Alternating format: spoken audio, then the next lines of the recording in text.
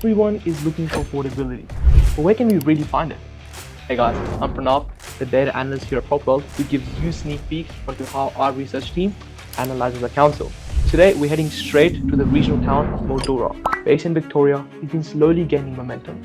And honestly, it's giving most metro towns a run for their money. Let's have a look at what the data shows us. At PropWealth, we don't chase the next flashy trend, we really hone in on the fundamentals. So when I look at Mildura, the first thing I see is a median house price of 463k. Now, what that number really gives me is a buy-to-income ratio of 5.93. What that's essentially saying is that for the average household, it's going to take less than 6 years to be able to afford a house in this council. It's a very strong affordability position, especially when you compare it to metro towns that often exceed 9 to even 10 in this ratio. What makes Mildura even more compelling is its rental yield. Sitting at 5.3%, this is a very strong cash flow market. And the best part is that none of this comes at the expense of growth. Over the last decade, we have seen an annual price growth of 8.3%, all levels suggesting a mature, well-balanced, and stable regional market.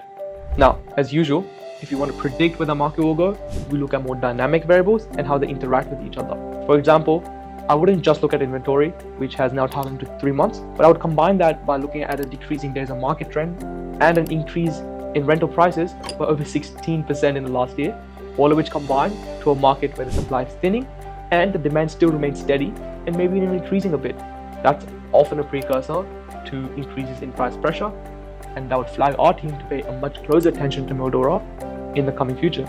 Another number I find quite telling is its rental turnover, which is currently sitting at a very healthy 3.1%.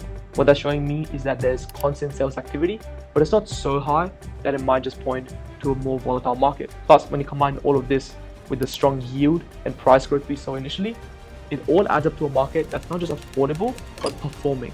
Exactly what you want to see. Plus, all of this is backed up with PropWealth's own investor score that gives Mildura a very solid 70 out of 100. This is a market where yield, demand, and growth are all working in tandem. So if you're an investor that's priced out of the metro ranges, or you just want to diversify into the regional hub, this is a pretty rare mix. You're getting a very accessible entry point, strong long-term growth, and a rental yield. That's all the fundamentals stacking up together, which means Mildura might just be that quiet achiever that deserves a second look.